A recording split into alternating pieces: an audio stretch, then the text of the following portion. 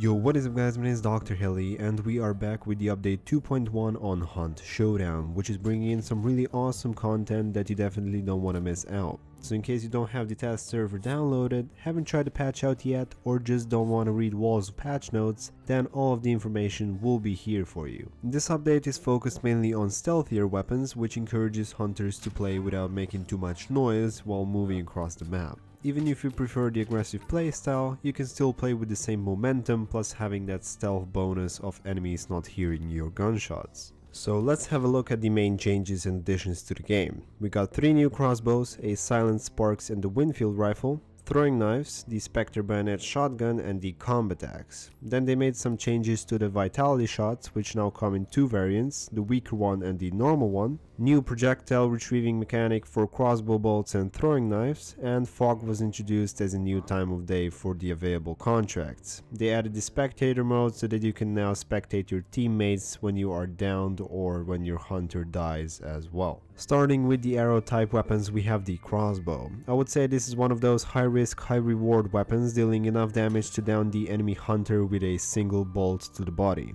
At limited range of course, but coming with the cost of having to reload every time you pull the trigger. Bolts can be retrieved after killing your target, but you can't resupply arrows from ammo boxes in case you lose them. Next is the hand crossbow, that is basically the main crossbow's little brother. Works the same as the standard version, but having less damage, potentially reducing the one-shot body shot range. Then a different variation of this same weapon is the poison hand crossbow, which uses poison-tipped bolts that burst on impact. It deals poison damage and bolts cannot be retrieved since tips break on hit, leaving you only with those 13 bolts through the whole match for you to use. Then we have the silence sparks and the Winfield. They're the same as their standard non-silence versions, but both have stronger sway, making it a bit harder to aim, and they deal reduced damage at the cost of being silent. Sparks will still one-shot headshot at decent range, which is not quite the case on the Winfield, where you'll now have to be even closer to still kill enemies in one hit to the head. It feels like the range sits around 40 to 45 meters now, but that cannot be confirmed and can easily change in the future.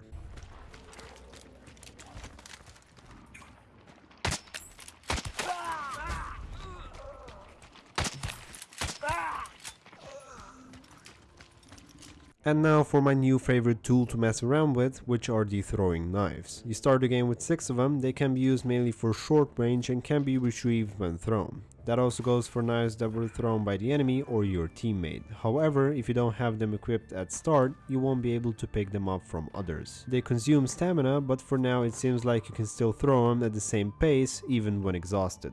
Moving on, we have the Spectre bayonet. The shotgun is the same but offering more melee damage without the need of switching the weapon in case you need to finish your opponent when he comes too close to you or you run out of shells to put him down. Then we have the combat axe, which is a new medium slot melee weapon that currently has the highest damage in the game. It is really cheap, costing only $4 and extremely beginner friendly since it's available to buy from rank 5, so that you don't need to wait until rank 20 to unlock the machete. They implemented a new weaker vitality shot that only costs $15 and heals you for 50 health, and they made the normal one more expensive, now costing $75. To nerf it even a bit more, it now takes 5 seconds to use it instead of 3 to discourage players to spam them in between gunfights, and the normal vitality shot now unlocks at rank 15 instead of 1. We got 2 new traits. The Bolt Seer trait highlights bolts and throwing knives so that it's easier to find them when thrown or fired, and the Bolt Thrower trait that reduces the time to reload crossbows. Fog time of day was added, which greatly reduces the visibility, and for my opinion the devs did a really good job with the design since it really fits the theme and it just looks awesome in general. They improved the animation to the saber and the knife. As you can see, it looks a bit different now, but it's hardly noticeable if you weren't paying too much attention as how it was before. Then flare pistol shell speed was increased from 50 to 75 meters per second, and antidote shots now function a bit differently. They prevent further poison effects from reapplying while active, they prevent damage from poison clouds, for example spider attack or the poison bomb, and they reduce the damage taken from hives, spider pounce and the poison hand crossbow.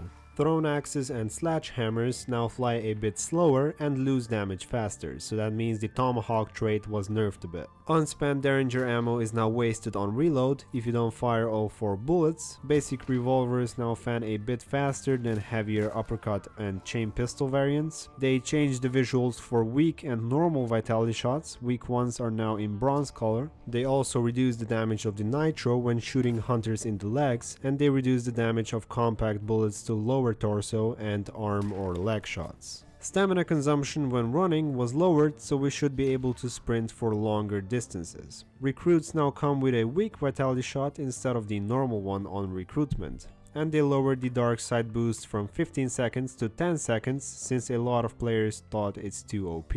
For the UI, mission selection is now region based, so that means not all regions will have the same contracts. Icons for the syringes were updated for better readability, and they added separate mouse sensitivity sliders for iron sights and the peephole on the nitro. And for the world changes, explosions will now open doors if they are not fully destroyed in the blast. That's gonna be it, guys, for the Hunt Showdown update 2.1. If you found the video helpful in a way of finding out what came to the game with this update, feel free to like the video and don't forget to subscribe so that way you don't miss out any content on Hunt Showdown. Thanks for watching, and I'll see you guys in the next video.